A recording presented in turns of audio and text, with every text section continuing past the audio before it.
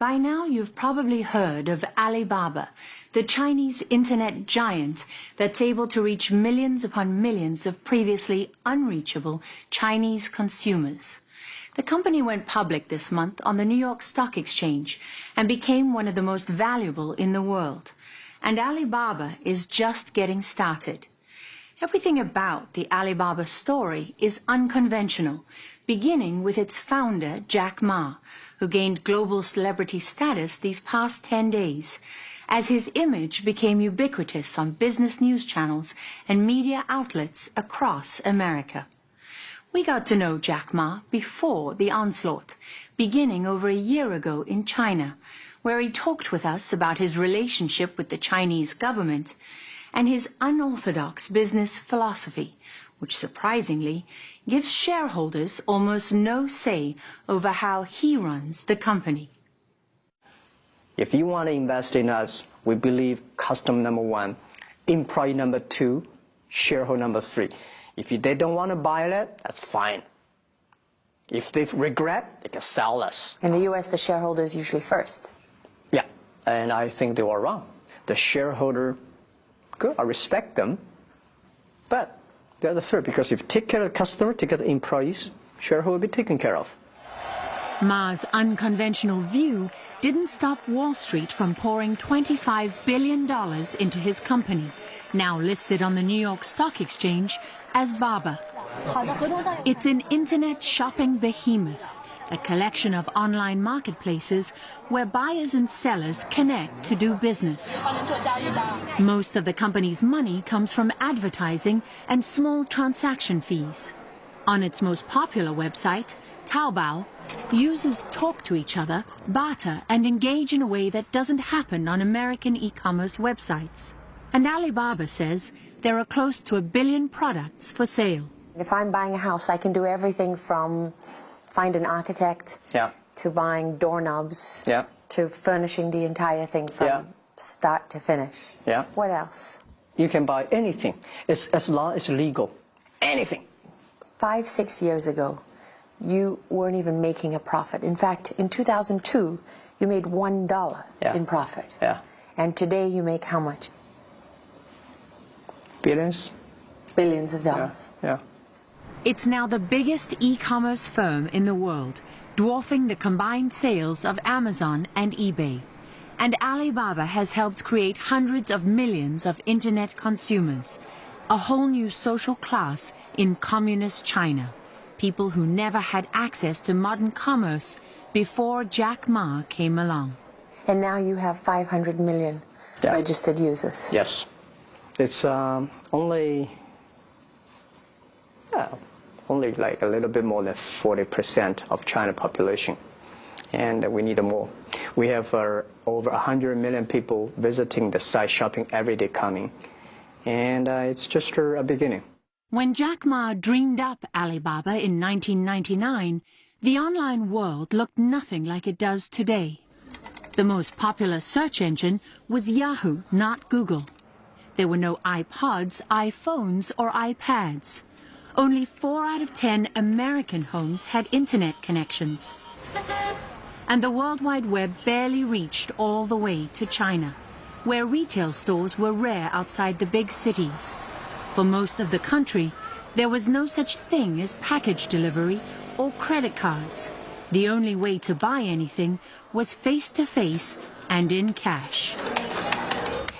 When we started the e-commerce, nobody believed that China would have e-commerce, because people believe on the guanxi, face-to-face, and all kinds of networking traditional ways. There's no trust system in China. He had to overcome centuries of tradition by showing Chinese buyers and sellers that they could trust Alibaba with their money in this new virtual world. He did it by guaranteeing the transactions and creating his own payment system, an escrow account where Alibaba holds the buyer's money until the goods are delivered. Every day we finish more than 30 million transactions. And that means that you are buying things from somebody you have never seen. You are giving products to the person you have never met. And there are some guys you never know that he's going to take your products to that place, to that person. I want to tell the people that the trust is there. Because it's all about trust. It's all about the trust. Now anyone, rich or poor, with access to the internet and something to sell, can connect with hundreds of millions of potential customers on one of Ma's websites. Ordinary people in China, who never had a way to do business with each other before, today have a stake in the online world. That idea was revolutionary. It created millions of jobs and made Jack Ma a hero to millions of Chinese. This is your old stomping ground, right? Yep. We met Jack Ma in Hangzhou, an ancient city in southeastern China, famous for its beauty. This is where he grew up poor in the 1960s, during the chaos of Mao Zedong's Cultural Revolution, when the country was cut off from the West. Then in 1972, Richard Nixon came to his hometown. It was the first visit by a U.S. president to communist China, and the city became a mecca for foreign tourists. Through them, 12-year-old Jack got his first glimpse of a world beyond China. The name Jack was given by an American tourist.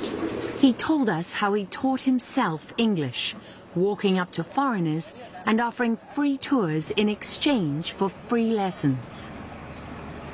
Unlike many successful Chinese entrepreneurs, Jack Ma never studied in the U.S. He also had no status, money, or connections. The only other way to get ahead in China was education, and he failed the college entrance exam twice. My parents do not want me to take examinations again. Because they didn't want you to fail again? Yeah, they believe I will fail again. How did that affect you?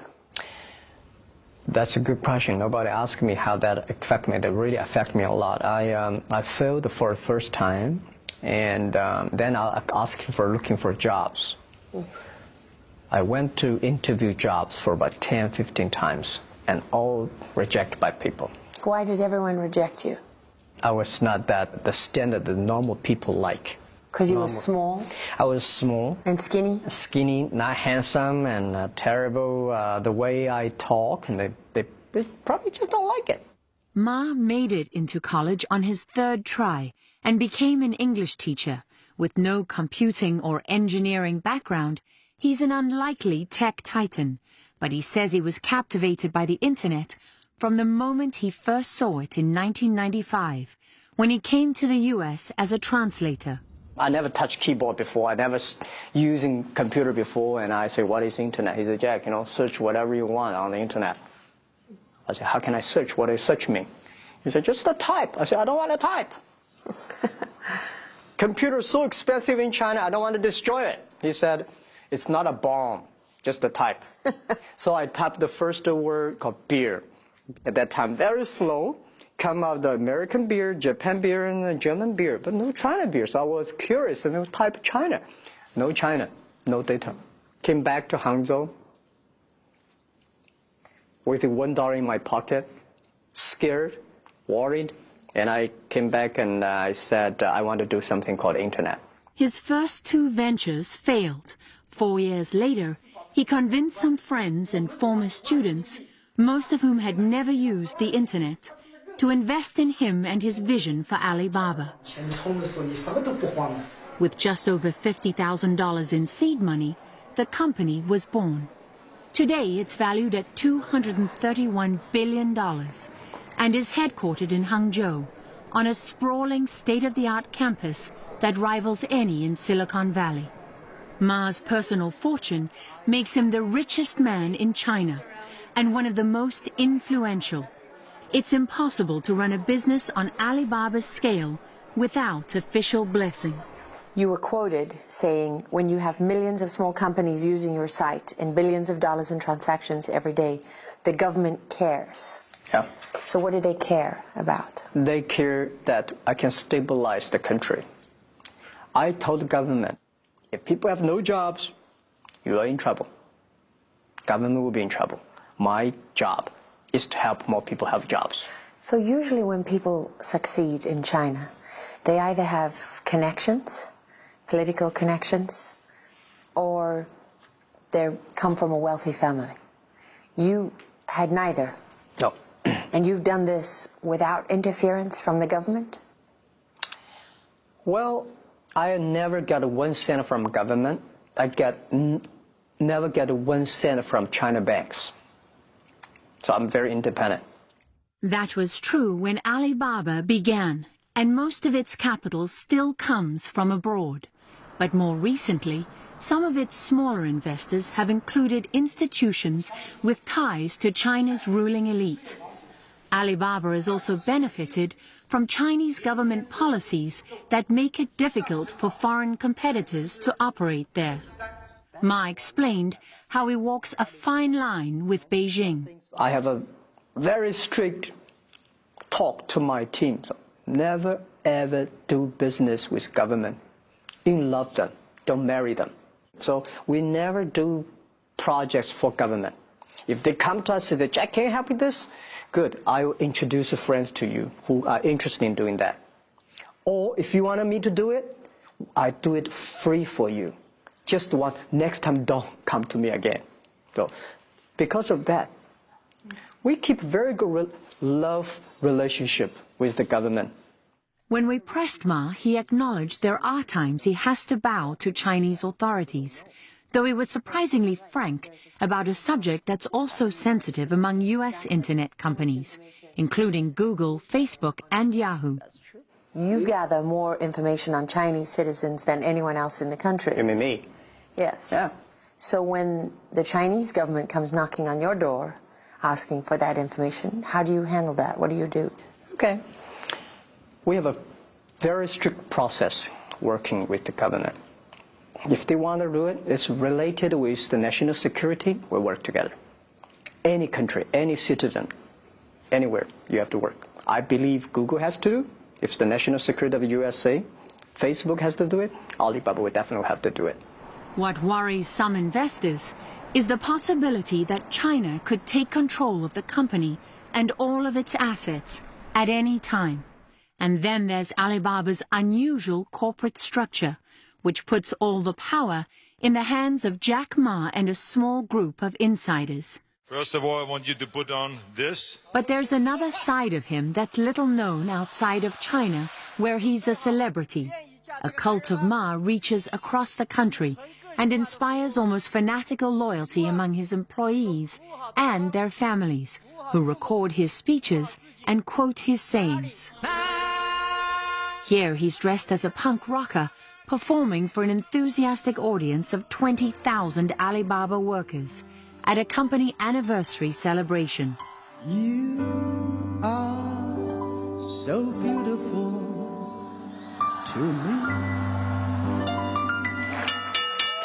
The Chairman Ma show is now playing here in the U.S., bringing with it the potential of hundreds of millions of Chinese consumers for products made in America. So this is not Jack Ma's American invasion. This is not Google, Amazon, eBay, be afraid. We come to help, not invade. For example, bring the U.S. small business come to China. This is something that we can do better because we have 100 million buyers today, every day. We don't know, 3 years, 300 million? We started giving loans to small business. Within 20 months, we have already given loans to over 260,000 small business. Average company only get a $5,000 US. So you gave 260,000 loans in 20 months? Yeah, 20 months. I don't want to give a big loan. We just give small, medium size. $8,000 is the limit. And your default rate on those loans is less than 1%. 1%. That's 0.9.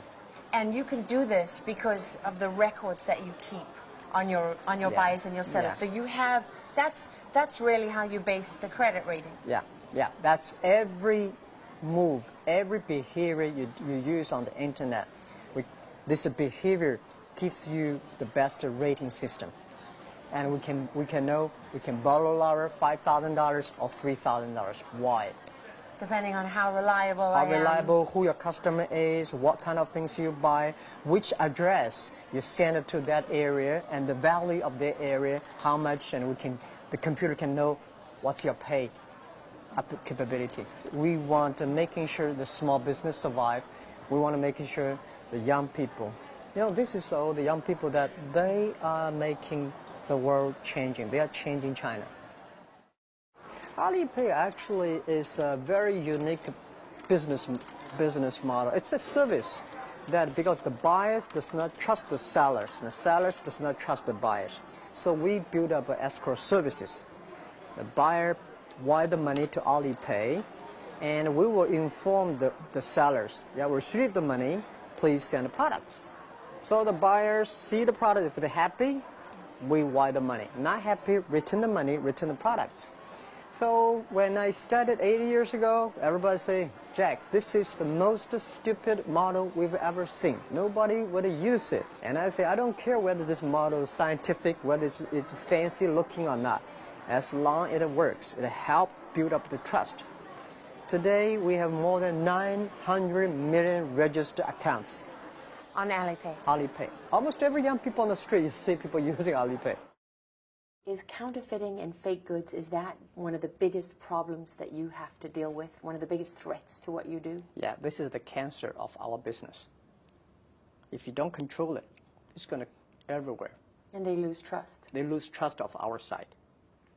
And every day if you hear people about intellectual problems and problems, you got angry. So I told the team, and this is the cancer. If we do not solve the problem, we'll be cured. But we are just a website operator. Laura, if you sell fake products on the site, we find out and say, what can we do? We cannot arrest you. We cannot put you in the prison. What we can do is close your shops. 2 years ago, we have a big problem. A lot of people came to demonstrate in front of our office. They burned my pictures. They put me in coffin and had a big demonstration in Hong Kong. But we are just a company. We don't have a police. We don't have a military. We don't have a prison. We don't have a judge.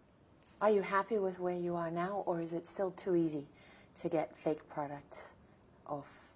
We are making progress. We are the doctors that are helping to cure the cancer. But the cancer is so aggressive.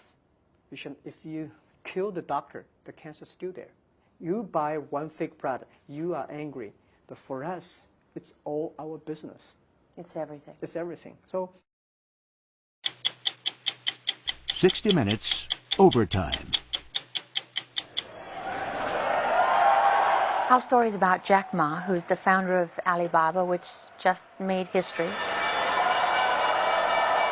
with the biggest public offering of its stock, and Wall Street had never seen anything quite like it. By now, you've probably heard of Alibaba, the Chinese internet giant that's able to reach millions upon millions of previously unreachable Chinese consumers. We were fortunate at 60 Minutes to actually spend more time with Jack Ma. Yeah, thank you for coming. He said than any other journalists ever. Hi, Howard. How are you? I'm Howard Rosenberg, producer for 60 Minutes. My team laugh at me because I love to tell everyone that his longest interview before he sat down with us was 12 minutes with The Economist. And he sat down with me in interviews for 8 hours. Cheers. Yeah. People always ask me, Jack, Jesus, how could you make this company for 14 years that quick? We worked damn hard in 14 years.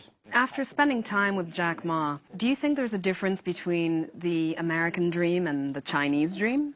What is the American dream, really? It's freedom. It's the freedom to be something and be someone and make something of your life beyond the circumstances into which you're born. And in China, as Jack Ma very eloquently says, you know, if you didn't have someone who was politically connected, or you didn't have money, or you weren't born into that, you had no hope. There was no point in dreaming because there was no dream. He's rich now, but he wasn't born into it. Part of the legend of Jack Ma is that he was malnourished as a child because his family was so poor. So you look at somebody like that, you know, he literally holds his own with the ruling elite in China. 15 years ago, 18 founders in my apartment had a dream. He is proof that in a communist society, an entrepreneur can succeed. It's a pretty remarkable concept when you even think about it. We have over 100 million people visiting the site, shopping every day coming. And it's just a beginning. Today is difficult. Tomorrow is more difficult. But the day after tomorrow is beautiful. He's omnipresent. There are pictures of him. His sayings are everywhere. He's quoted. They have him running on, on screens, television screens in the airports. Jack Ma is pretty unique and pretty quirky by American standards. You are so beautiful to me. Eyes everywhere, eyes everywhere. Stop. Sure? Stop. Okay, stop. Jack Ma did some card tricks for you. Jack, where is this one going to be? You looked both amused and skeptical. So you don't believe my trick, right? Yeah, give me the phone. I'm not an expert, but he was impressive. Is this the card? Yes, that's the card. You know that's the card. I know that's the card. There's 60 minutes footage of him posing with his employees, and you're there. You're sort of in the background looking. I mean, he's like a rock star. He's like a rock star, and you know what? That's not manufactured. I mean, it looks genuine. 8-year anniversary of the company. They are crazy about him, and they are in awe of him. Everybody wanted to be near him. Okay, 谢谢. Bye-bye. He has a curious way of making his employees happy. The mass weddings. He does, and we're looking at the footage, and we're talking about it as a team, and what is he doing, and why is he doing this?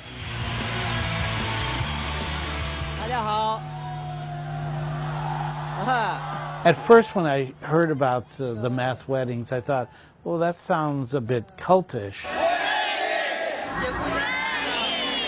I don't know of any business person in the U.S. who marries their employees. I think it's fair to say there are none. Really? Yeah. They should learn. They should learn? Yeah, they should learn, and they should make their employees happy. If they want to do it, let's do it for them. The way it works, I believe, is that couples get married in a variety of ceremonies.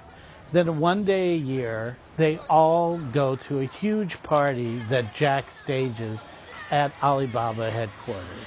Why we do this? Yeah. 10 years ago, because the SARS, bird flu, all the employees in the company was quarantined. And I was locked in the room for 10 days.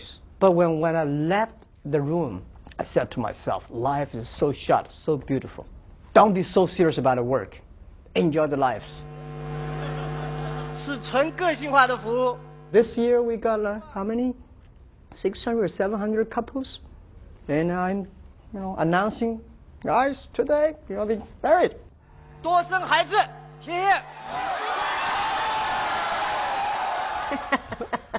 You love it. Oh, love it.